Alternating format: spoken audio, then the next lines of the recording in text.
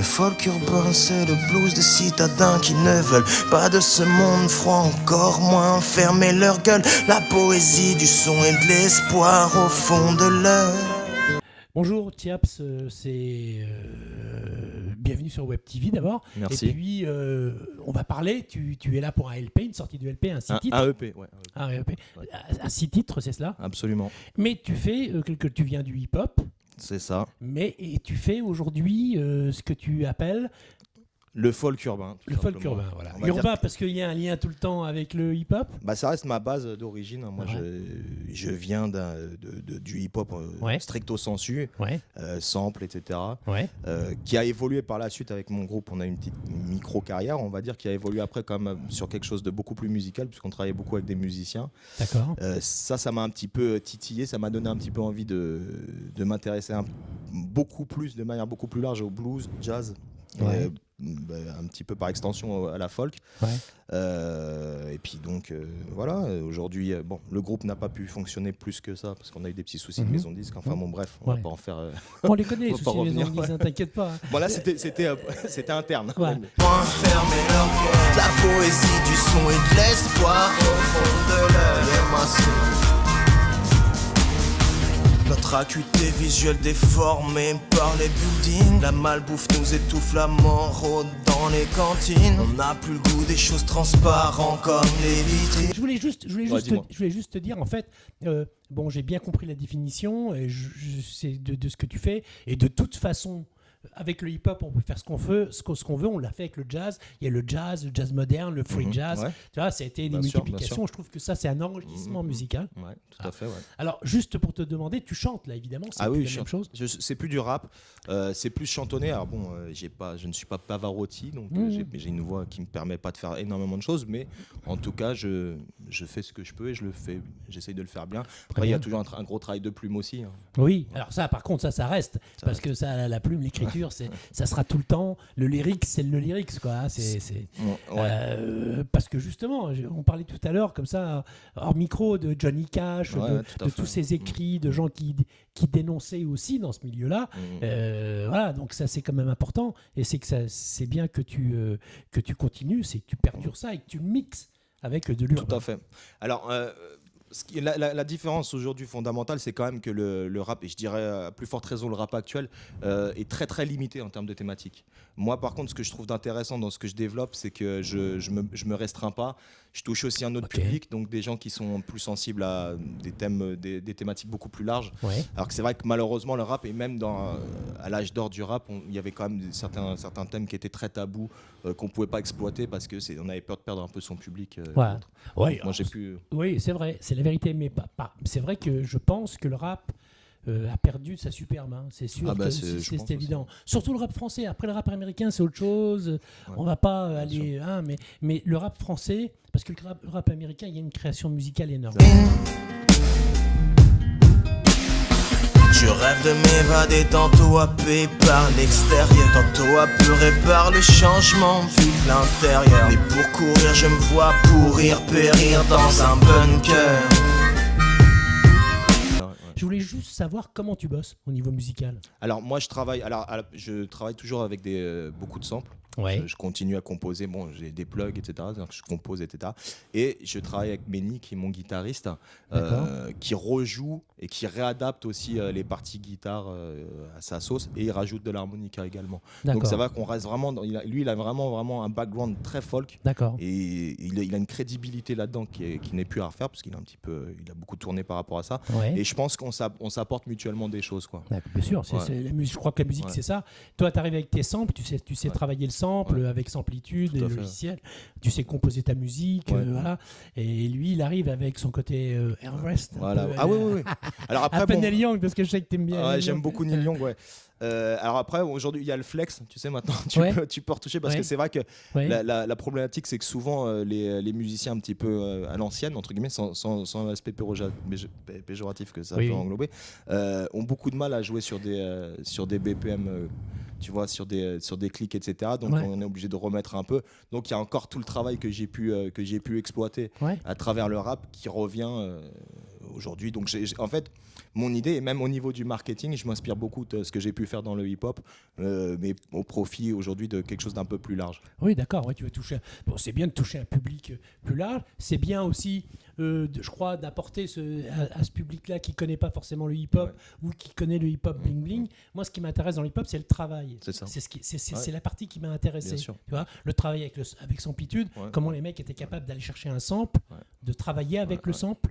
Alors même si on peut dire il y a des artistes qui ont dit ouais, touche pas à ma musique. Quelque part, il y a des grands artistes, Rest in Peace pour David Bowie, par exemple, qui avait dit mais allez-y, prenez les samples. Bien au contraire, puisque c'est comme ça qu'on fait découvrir de la musique. C'est vrai que quelqu'un de 25 ans, quand on lui parle de Neil Young, ou quand on lui parle de Johnny Cash, ou quand on lui parle de Crosby, Stills, Nash, ils ne les connaissent pas. J'adore. Voilà, il faut que le sample a permis, effectivement, tu as raison, de découvrir les musiques. Mais tu regardes, il y avait l'avènement du Wu-Tang, donc tu connais, a permis à des jeunes de connaître Syl Johnson ou tu vois, ou Ann Peebles, enfin des artistes de soul, de sweet soul, tu vois. Et je pense que ces gens-là, ils ont une double carrière grâce à ça. Mais comme même si tu regardes Daft Punk et Neil Rogers, par exemple, tu vois, il y a exactement ce truc-là. C'est super intéressant. C'est ce qui nous a manqué en France. Tous les très très très très bons DJ ont fait du bon boulot. C'est vrai. Moi, je me rappelle de Mehdi, de tous ces gens-là. À son âme. Voilà, c'est vrai que, mais quelque part, on n'avait pas cette culture, comme tu dis, de soul américaine. On connaissait James Brown, d'accord, un petit peu, mais on connaissait pas toute la soul, les Tales Afters, pas Tales Afters, mais les Temptations et compagnie, on savait pas tout. Bien sûr. Et c'est pour ça qu'on n'a pas fait tout le temps de très très très bons instrus. Ouais, c'était compliqué. Bon, après Mehdi, ça reste. Il était dans une niche parce que c'était quelqu'un de très cultivé.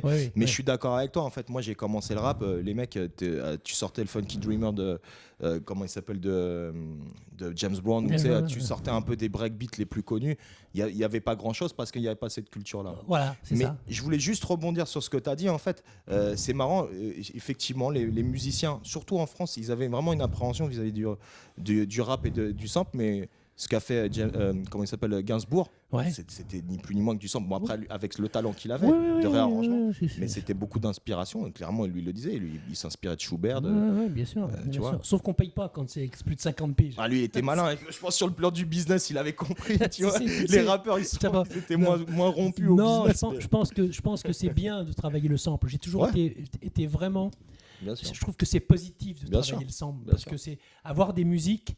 Il n'y a rien à dire quand tu vas sampler, je sais pas moi, Johnny Guitar Watson, bien sûr, ou quand tu vas sampler Stanley Clark à la basse, t'as une basse ronde, fabuleuse, extraordinaire. Et à partir de ce moment-là, quand tu vas la renouveler, tu vas lui donner une autre écoute, et ça c'est génial. Moi je trouve ça génial, c'est pas du vol. Mais en plus de ça, moi quand j'ai commencé, j'ai pas une formation de musicien stricto sensu. Quand j'ai commencé le rap, je me suis acheté mon S950, tu vois, mon petit Akai et tout.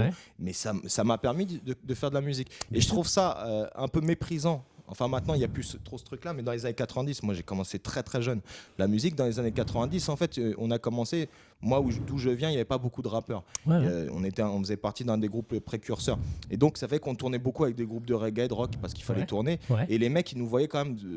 ils avaient quand même de grosses appréhensions par rapport à nous, parce qu'ils se disaient, ils ne créent pas de la musique, etc. Alors moi, j'allais les sampler, et eux ne comprenaient pas qu'on en fasse des boucles et tout. Mais quelque part, nous, on a créé quelque chose avec ça. Et ce que tu dis, c'est important, parce que même si tu ne viens pas de cette culture-là, il faut savoir que tous les mecs qui étaient dans les quartiers, ils ont appris la musique avec Samplitude, avec Cubase, avec ainsi de suite. C'est comme ça que les gens ont appris la musique. Parce qu'ils n'avaient pas accès à la musique au conservatoire quand tu es 7 ou 8 ou 10 dans un appartement et qu'il y a 4 pièces avec tes darons. Et évidemment que tu vas pas...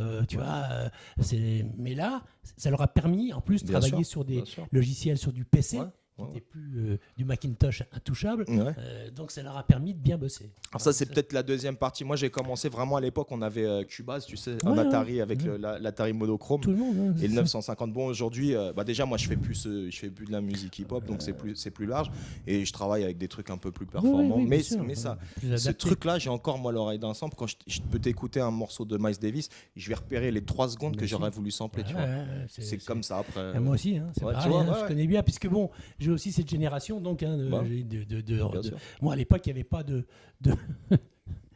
comment dirais-je, de rap, mais il y avait la soul, la funk, du jazz, et moi je suis de la génération pop musique, toutes les Ina Gadadabida, les Santana, les Hendrix, ça c'est ma génération. C'est du niveau là, c'est du. Mais il y a eu ce travail de sample là-dessus. Mais pour moi, t'écoutes du James Brown, c'est une mesure. Le mec, c'est même pas 2 mesures, c'est une mesure à la base. Ça revient comme ça, et pendant 10 minutes, il te fait tourner le truc. Moi après. Tu vois, derrière, t'avais Bootsy Collins, t'avais très haut niveau, les GBs et tout, c'était des machines de guerre. Mais il y avait une culture sample, en réalité, sans le savoir, ils ont développé ce truc-là. Complètement. Mais donnez-moi du verre, pas celui du dollar, mais de la terre. Je suis né dans le futur, je veux juste revenir en arrière. Ouais, des centres-villes s'ennuient à l'ombre des réverbères. Le folk urbain. Le folk urbain, c'est le pouce des citadins. Je ne veux pas de ce monde froid, encore moins fermer leur gueule. La poésie du son et de l'espoir au fond de l'heure. Once again, sin, once again. Le folk urbain, c'est le pouce des citadins. Je ne veux pas de ce monde froid, encore moins fermer leur gueule. La poésie du son et de l'espoir au fond de l'heure. Alors, ce 6 titres, il va être sur le marché ? Alors pour l'instant, je le mets en distribution digitale parce qu'on le teste un petit peu. Après, je vais refaire des inédits. Je vais le mettre en version physique, je pense 2 mois après. Bon, la version elle existe déjà, les inédits existent déjà, mais après, on essaie de voir en termes de business déjà comment se comporte un peu le public, les réactions des gens, etc. Oui, tout à fait. J'ai sorti le premier clip extrait de ce projet le 19 septembre. D'accord. Il tourne pas trop mal déjà. Comment on peut le voir ? Il n'y a pas de problème. YouTube. Moi, je suis sur les réseaux sociaux. Il faut savoir que c'est moi qui les gère en plus. Donc, les gens qui me contactent, je leur réponds directement. Et puis, je mets en place aussi une newsletter. Donc, ça veut dire que ma fanbase, entre guillemets, elle est au parfum de ce qui se passe tout le temps. Tout le temps, d'accord. Ça, c'est important. Et puis, s'il y a des dates, on le saura. Ça sera annoncé. On communique. Alors, dans l'idée, ce que je fais aujourd'hui, moi j'ai décidé clairement de pas de boycotter, mais de faire abstraction de la capitale et de tourner dans toute la France. En fait, le budget de promo que j'avais je devais faire des pages de pub sur des gros médias parisiens, et j'ai fait écoute, ces gens-là ils m'attendront. Enfin, ils m'attendent pas, ils s'en foutent de moi d'ailleurs, mais clairement je préfère aller voir des petits médias, des gens qui font du boulot sur le terrain, et on va faire le tour de la France comme ça. Donc les dates elles vont découler de ça aussi. Ouais, t'as décidé de commencer par le bas. Alors justement, on parlait, je reviens. Pour moi c'est l'eau, c'est ce qui fait le pays. Boucle, mais je vais revenir sur des groupes comme Ono et tous ces gens-là qui sont dans le hip-hop américain, qui eux tournent en bas et arrivent en trombe en haut parce que c'est une qualité musicale extraordinaire. C'est magnifique. Donc je trouve que c'est. Mais Lil Wayne, je sais pas, tu connais Lil Wayne, je connais, bien sûr. Lil Jon, etc. En fait, on aime ou on n'aime pas leur musique. Moi, c'est pas ma cam. Mais par contre, ce que je respecte, c'est des gens qui vendaient 400 000 disques à Atlanta. Même. C'est-à-dire qu'ils arrivaient à former autour d'eux un truc comme ça. C'est intéressant. Pour ça, le rap, pour moi, en termes de marketing, c'est ce qu'il y a de plus intéressant. Après, sur le plan artistique, aujourd'hui, je m'en sens moins proche. Mais sur le plan marketing, mais ça l'a toujours été. Ils ont toujours été très innovants. Bien sûr. Il faut absolument regarder, jeter un œil. Tu l'as dit d'ailleurs tout à l'heure. Je regarde ce qui se fait, comment ça avance. Et c'est très très important. Tu as raison. Parce que toi, ça va parce que tu l'as pratiqué, donc tu sais. Mais les gens qui savent pas, il faut qu'ils regardent. Parce que c'est comme ça que ça se passe. C'est eux qui ont ramené tout ce qu'on connaît aujourd'hui. Et puis ils ont sauté les maisons de 10 parce qu'ils ne passaient pas par les maisons de 10. Ils étaient vraiment dans l'underground. Mais c'est beau. Moi, ce que je trouve aujourd'hui magnifique, c'est que tu as des artistes, et ça, j'ai envie vraiment de le développer dans d'autres choses que le rap. Mais après, c'est une question de culturelle. Nous, on a commencé, on n'avait rien. Moi, j'avais 5000 stickers. Mon premier projet, j'ai tout balancé sur Paris. Tac, tac, tac. Et ça faisait venir les gens, etc. Et ça, j'ai envie de le développer, par contre, aussi dans le folk urbain. Dans ce que je suis en train de faire. Tu as raison. Et le problème, c'est que les groupes de rock, ils n'ont pas cette culture peut-être de débrouille. Non. Peut-être qu'ils ont dû avoir, d'ailleurs, dans les années 80, je pense. Un petit peu, mais c'était pas vraiment beaucoup. Moi, je me rappelle des Dogs et tout. C'était les groupes français. C'était des potes à Rouen et tout. C'était très difficile pour eux. Il n'y avait pas cette culture-là. Il y a eu ça avec les punks, avec le mouvement punk. Avec même la mano et tout ça, tu regardais les mecs, ils étaient structurés. Le mouvement punk, il a été un peu les berruyers de ça. Ils ont été un peu différents. C'était très underground. Donc, c'est bien, tu as raison de regarder ce que tu fais, de faire ça comme ça. ne choisit pas de naître ici, on ne choisit pas de naître ailleurs. On est tel des maçons pour se construire un avenir meilleur. Entre l'écorce et le ciment, il y a de quoi devenir flou. Le folk urbain n'est pas rien mais bien une partie de tout. Le folk urbain c'est le blues des citadins qui ne veulent pas de ce monde franc, encore moins fermer leur gueule. La poésie du son et de l'espoir au fond de l'œil. Ok, le folk urbain massif.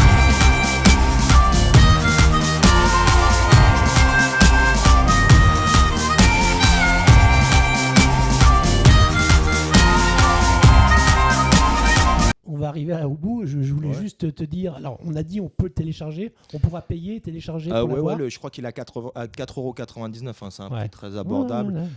L'idée, c'est pas pour m'acheter une villa sur la côte. Moi, c'est pour pouvoir ressortir des disques derrière pour en faire quelque chose et de créer un modèle économique à travers ça. Après, ça, c'est les business en tant que tel. C'est bien. Mais il sera téléchargeable en fait sur toutes les plateformes.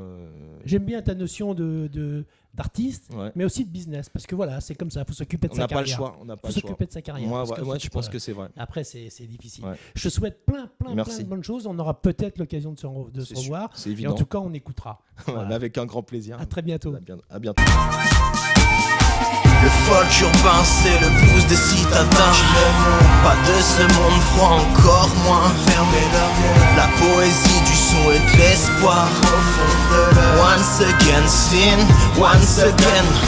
Le folk urbain c'est le blues des citadins.